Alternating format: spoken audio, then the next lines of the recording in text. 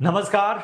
आप देख रहे हैं मनी गुरुकुल। मैं हूं आपके साथ प्रशांत पांडे। एक ऐसा शो जहां पर हम आपके पर्सनल फाइनेंस के गाइड बनकर, मार्गदर्शक बनकर आपके सामने होते हैं और चर्चा ऐसे विषयों की भी होती है जो आम तौर पर कई बार डिस्कस नहीं होती है और अलग-अलग इंसाइट हमारे दिग्गज जो पर्सनल फाइनेंस एक्सपर्ट्स हैं, सर्टिफाइड फाइनेंशियल प्लानर्स हैं, उनकी ओर से हम लेकर आते हैं। और आज हमारी चर्चा में बेहद खास मेहमान जुड़ रहे हैं। मैं परिचय करा दूं। आज हमारे साथ चर्चा में शामिल हो रहे हैं बेहद ही खास मेहमान और मुझे बड़ी खुशी हो रही है परिचय कराते हुए। हमारे साथ इस वक्त शामिल हो रहे हैं विकास पुरी जी, जो कि सीनियर पार्टनर हैं कंप्लीट सर्कल कैपिटल से, जाने माने एक्सपर्ट हैं। थैंक यू सो मच विकास जी, अपना कीमती समय देने के लिए। सबसे पहले तो मेरा सवाल आपसे यही है कि ये जो मौजूदा स्थितियां हैं खासतौर पे बाजार की, और जाहिर सी बात है कि इन्वेस्टर ना जब इस तरह का कुछ होता है तो थोड़ा परेशान हो जाता है, थोड़ी सी बेचैनी होती है। तो इसे एज एन एक्सपर्ट आप कैसे रेट करेंगे, क्योंकि आपने ऐसे वोलेटाइल मार्केट और भी देखे हैं, इन्वेस्टर्स का पेशेंस टूटते हुए भी देखा होगा। फर्स्ट ऑफ ऑल धन्यवाद प्रशांत जी, मुझे इनवाइट करने के लिए। और बिल्कुल आपने सही बोला, जिस तरीके से वोलेटिलिटी होती है और थोड़ा ह्यूमन टेंडेंसी ऐसी होती है कि बहुत ज़्यादा एंग्जाइटी या जो है फियर आने लग जाता है। बस हमें क्या करना है प्रशांत जी, थोड़ा सा स्विच करना है अपने इस इमोशन को। हमें जब मार्केट बहुत ज़्यादा यूफोरिया में हो, बहुत ज़्यादा तेज़ी में हो, तो शायद हमें उस समय कंसर्न हो जाना चाहिए और उस समय हमें देखना चाहिए कि क्या मुझे अपने पोर्टफोलियो में थोड़ा सा लिक्विडिटी जनरेट करनी चाहिए कि नहीं। और ऑन द अदर हैंड जब इस तरह की वॉलेटिलिटी होती है, इस तरह की गिरावट आती है, तो उस समय थोड़ी खुशी होनी चाहिए कि ये बहुत अच्छा मौका है, बहुत अच्छा बार्गेन मिल रहा है। क्योंकि हम ज़रूर जनरली देखें, हमें घर चाहिए जब सस्ता हो, हमें कपड़े चाहिए जब सेल लगी हो, हमें कोई और एसेट क्लास चाहिए, गोल्ड या सिल्वर तब लेना है जब सस्ता हो रहा हो। लेकिन जब कैपिटल मार्केट्स की बात आती है, जब म्यूचुअल फंड्स की एनएवीज गिर रही होती हैं या स्टॉक्स का प्राइस गिर रहा होता है, तब हम वहां थोड़ा सा उल्टा बिहेव करते हैं। आई थिंक वहां पे भी वैसी ही सोच लाने की जरूरत है।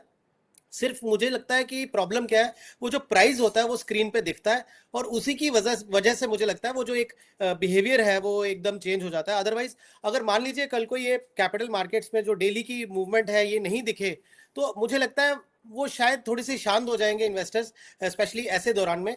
लेकिन क्योंकि अब वो स्क्रीन पे सब कुछ नजर आता है तो थोड़ा पैनिक भी आ जाता है। बट मुझे लगता है कि ये ऐसा समय होता है जब अंदर से थोड़ा सा खुश होना चाहिए कि हाँ, मुझे एक लोअर लेवल पे एक अच्छे बार्गेन मिल रहे हैं और अपने पोर्टफोलियो को अच्छा बनाने के लिए एक अच्छा अपॉर्चुनिटी है ये। बिल्कुल। तो ये कहीं न कहीं आपको समझना होगा कि जो बाज़ार है, वो एक अलग तरह से बर्ताव करता है और उसमें इस तरह का तजुर्बा बहुत आवश्यक होता है। चलिए, मैं थोड़ा ट्रिकी क्वेश्चन आपके सामने यहाँ रख देता हूँ।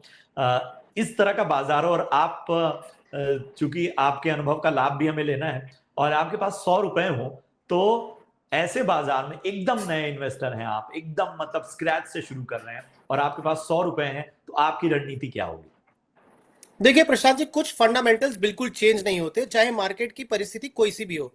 तो उसमें 100 रुपए लगाने के लिए मेरा पहला जो होना चाहिए स्टेप, वो ये होना चाहिए कि मुझे अपना गोल प्लानिंग और अपने जो ये देखना चाहिए कि मुझे एसेट एलोकेशन किस हिसाब से करनी है और मेरे गोल्स क्या आने वाले हैं। तो पहला जो मूलभूत जो होता है वो यही देखना चाहिए कि आने वाले समय में मेरे शॉर्ट टर्म में गोल्स क्या है, मीडियम टर्म में क्या है और लॉन्ग टर्म में क्या गोल्स है। जब आपको ये गोल्स मालूम पड़ जाए, तब आप क्या करें, इसको डिवाइड करें अलग अलग एसेट क्लास में। तो जिसमें रियल एस्टेट भी हो सकती है, जिसमें लिक्विड एसेट्स भी हो सकते हैं, जिसमें कमोडिटीज भी हो सकती है। मैं ये मान के चल रहा हूँ कि आपका ये जो क्वेश्चन है थोड़ा सा लिक्विड एसेट्स की तरफ है। तो फॉर सम टाइम मैं रियल एस्टेट को अगर साइड पे छोड़ भी दूं, हालांकि प्रशांत जी एक बड़ी अच्छी अभी जो अपॉर्चुनिटी है रियल एस्टेट में वो ये है कि इनविट्स के थ्रू भी रियल एस्टेट का एक्सपोजर लिया जा सकता है। जैसे हम डिजिटल गोल्ड की बात करते हैं, पेपर मनी की बात करते हैं, वैसे रियल एस्टेट में भी अब इनविट्स के थ्रू जो है या रीड्स के थ्रू इन्वेस्ट किया जा सकता है। बट मैं ये मान के चलता हूँ कि अभी हम जो बात कर रहे हैं, हम बात कर रहे हैं म्यूचुअल फंड्स की या लिक्विड एसेट्स की। सो ऐसे केस में अगर किसी के पास आज की तारीख में 100 रुपए हैं, तो जैसे मैंने बोला, उसको डिवाइड करने का सबसे पहला तरीका क्या है कि वो पैसा जो मुझे 2 से 3 साल या 5 साल के अंदर अंदर चाहिए, मैं सेफ फंड्स में डाल दूं, जहां पे मुझे रिटर्न हो सकता है कम मिले, 7-8% की रिटर्न मिले। बट मेरे क्योंकि ये शॉर्ट टर्म गोल है, 2-3 साल का गोल है, तो मैं वहां पे बहुत हाई रिस्क की प्रोडक्ट में नहीं डालूंगा। तो पैसा पहला वो वहां डिवाइड हो जाना चाहिए। उसके बाद मेरे कोई मीडियम टर्म गोल हो सकते हैं कि मान लीजिए मुझे आने वाले 5-7 साल में कोई घर लेना है, उसके लिए मैं डाउन पेमेंट जुटा रहा हूँ। तो वो आपका अगर मीडियम टर्म गोल जो है 5 से 10 साल के बीच का है, तो ऑब्वियसली वहां पे हम थोड़ा सा इक्विटी का एक्सपोजर जो है ले सकते हैं, और उसमें थोड़ा सा कंजर्वेटिव अप्रोच से जा सकते हैं, जैसे बैलेंस एडवांटेज फंड्स हो गए, या लार्ज कैप जो ओरिएंटेशन वाले फंड्स हो गए, जैसे लार्ज कैप कैटेगरीज हो गई, या large and mid cap categories हो गई, या फ्लेक्सी कैप फंड्स हो गए, या फॉर दैट मैटर थोड़ा सा रिस्क फैक्टर ज्यादा होता है बट मल्टी कैप भी उसका एक हिस्सा हो सकता है। रीजन बीइंग, मल्टी कैप में आपको 25% small cap, 25% mid cap, remaining जो 25% लार्ज कैप में रहेगा, और जो बाकी 25 बचता है वो फंड मैनेजर मार्केट को देखते हुए जो है इन्वेस्ट करते हैं।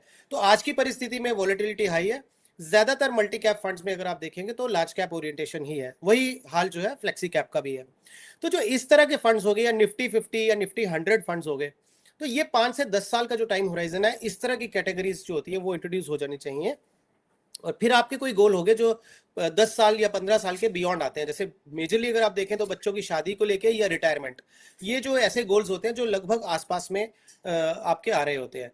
तो ऐसे केस में आज की तारीख में आप जो है मिड और स्मॉल कैप फंड्स का एक्सपोजर ले सकते हैं, बट उसमें भी आपको ये ध्यान रखना है कि हमने अगर ये लॉन्ग टर्म के हिसाब से लिया, लेकिन आज से 10 साल के बाद या 12 साल के बाद वो मेरे लिए लॉन्ग टर्म नहीं रह जाएगा, फिर उस समय मेरा जो गोल है वो आने वाला होगा 3-4 साल में। तब आपको ये भी देखना जरूरी है कि आप किस तरीके से वो हाई रिस्क जोन से धीरे धीरे जो है अपना पोर्टफोलियो को शिफ्ट करें एक लो रिस्क और मीडियम रिस्क वाले फंड्स में, और इवेंचुअली गोल के बिल्कुल पास आते आते आपको वही कंजर्वेटिव अप्रोच अपनानी है जो आज की तारीख में आप अपने जो शॉर्ट टर्म गोल्स के लिए, जैसे मान लीजिए कोई आर्बिट्राज इनकम प्लस फंड हो गए, या इक्विटी सेविंग्स फंड हो गए, इस तरह के जो कंजर्वेटिव जो फंड्स हैं उसमें आप जो है अपने पोर्टफोलियो को धीरे धीरे शिफ्ट करें। चलिए, तो ये तमाम चीजें जो हैं वो एक मार्केट के गुरुमंत्र के तौर पर रखिए। ये आपको हमेशा देखिए, जैसा विकास जी ने कहा कि कई बार जो बेसिक फंडामेंटल्स हैं वो बदलते नहीं हैं, और वो टेस्टेड है, टाइम टेस्टेड है। आपको ये ध्यान रखना है कि उन्होंने इस तरह के रिसेशन या इस तरह की वॉलेटिलिटी या बाजार के अलग अलग छोर पर उनको टेस्ट करने के बाद इन फंडामेंटल्स को तय किया गया है। और हमेशा इसीलिए कहा जाता है कि थोड़ा पेशेंस रखिए, बेचैनी नहीं होनी चाहिए आपको। विकास जी, मौजूदा वक्त में दुनिया बड़ी तेजी से बदल रही है। हमने खासतौर पे म्यूचुअल फंड इंडस्ट्री में भी देखा कि किस तरह के नए नए फंड आए, थीमेटिक फंड, सेक्टोरल फंड्स, इसके अलावा हाइब्रिड फंड, लिक्विड फंड जो कि इमरजेंसी के तौर पे। कौन से ऐसे सेक्टर्स हैं जो अब ये इंडस्ट्री टारगेट कर रही है, या जिसे भविष्य की एक बहुत बड़ी चीज मान रही है? देखिए, अगर आप इन्वेस्टिंग पॉइंट ऑफ व्यू से कह रहे हैं प्रशांत जी, और स्पेशली मैं उनकी बात कर रहा हूँ जो थोड़ा बहुत ऑलरेडी इन्वेस्टेड है, ये मार्केट को थोड़ा सा समझते हैं, ऐसे केस में जो टेक्टिकल पोर्टफोलियो होता है या सैटेलाइट पोर्टफोलियो भी हम जिसको बोलते हैं, उसमें कुछ सेक्टर्स ऐसे हैं जो आज की तारीख में अपॉर्चुनिटी दे रहे हैं।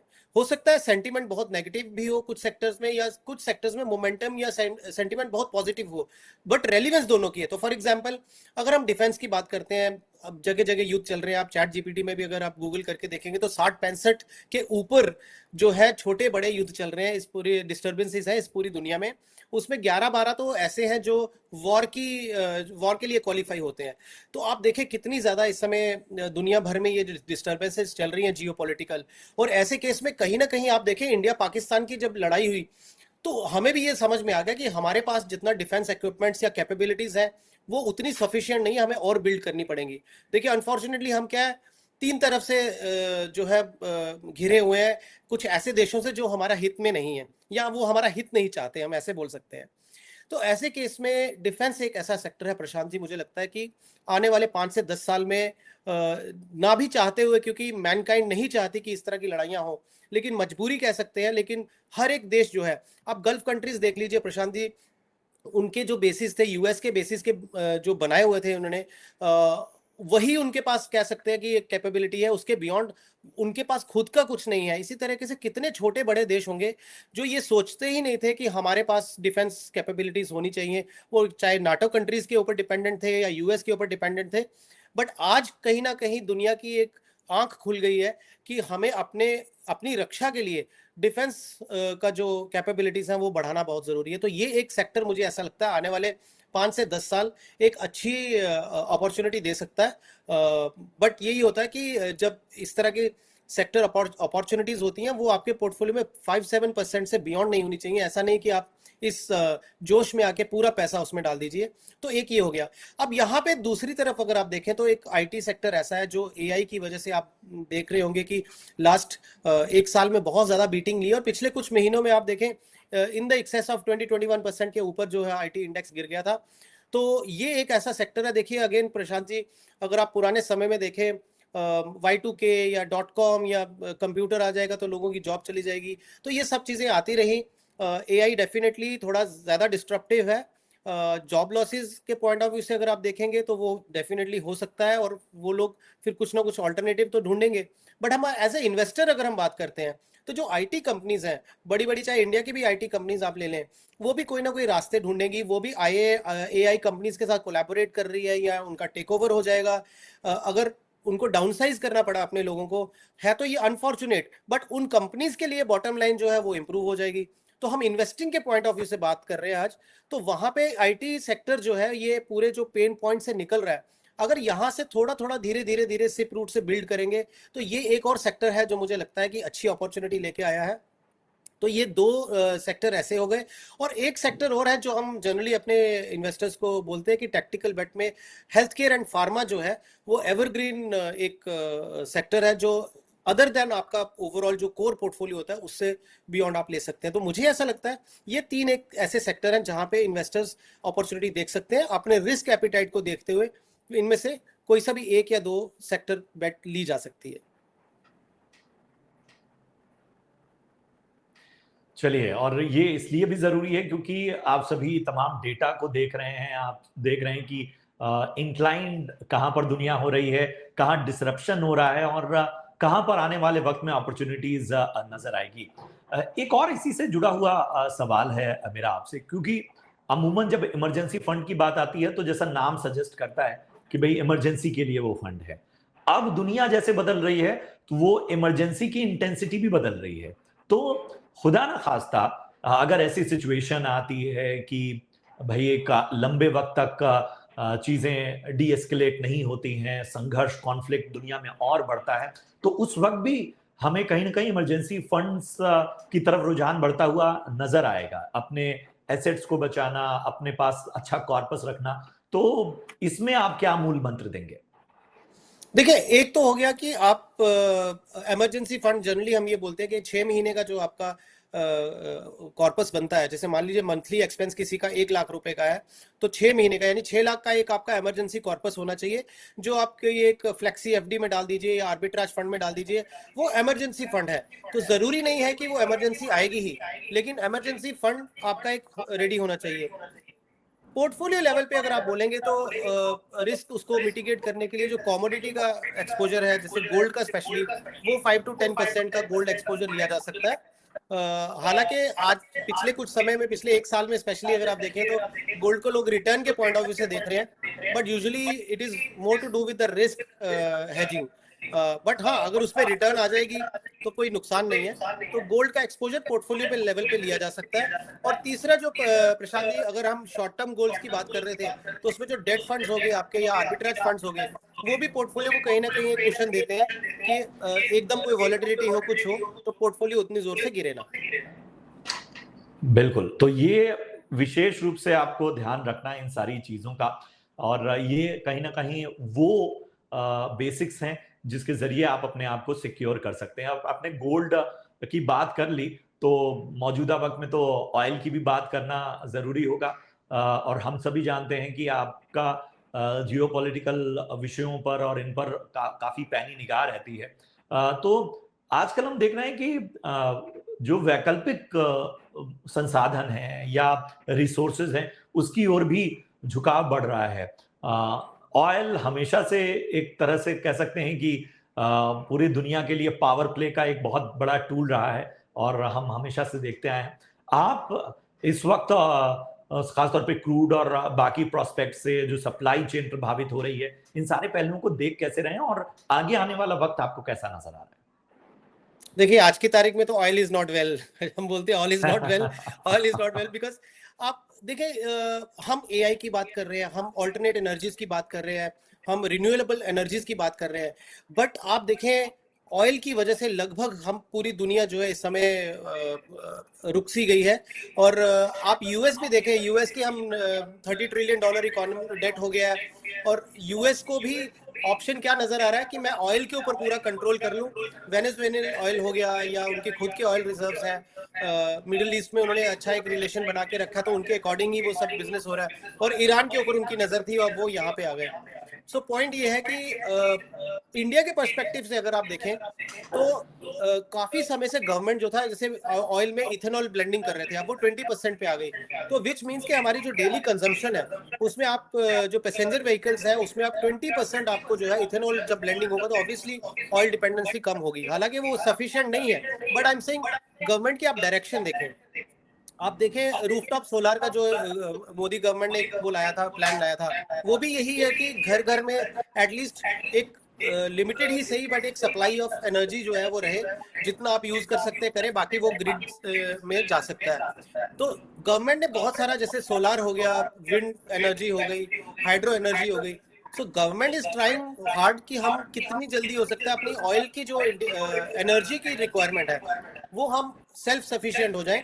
अब हमारे पास तो देखिए तेल के कुएं उतने हैं नहीं, तो हमारे पास ऑप्शन क्या बचती है, हमारे पास ऑप्शन बचती है कि हम सोलार की तरफ ज्यादा जाए, बिकॉज लकीली इंडिया की जियोग्राफी ऐसी है कि हमें sunlight through out the year मिलती है, और हमारे तो बीच में बहुत सारे ऐसे डेजर्ट एरियाज हैं या बैरन लैंड्स हैं जहाँ पे मुझे लगता है कि प्राइवेट लेवल पे भी बहुत सारे जगह पे केपेक्स हो रहा है और उसका आपको असर दिखेगा।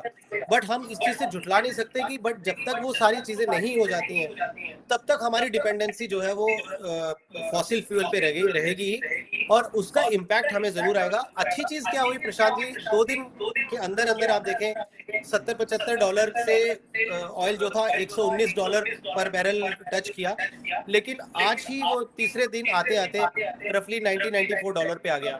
तो मुझे लगता है ये सप्लाई डिस्ट्रप्शन की ज्यादा प्रॉब्लम है रादर देन फंडामेंटल कोई इतना इशू नहीं है। जैसे ही थोड़ी सी सप्लाई नॉर्मल होगी ऑयल ये वापस जो है वो 70s में आ सकता है, मिड 70s में आ सकता है, और डेफिनेटली लड़ाई का भी थोड़ा रुकना जरूरी है।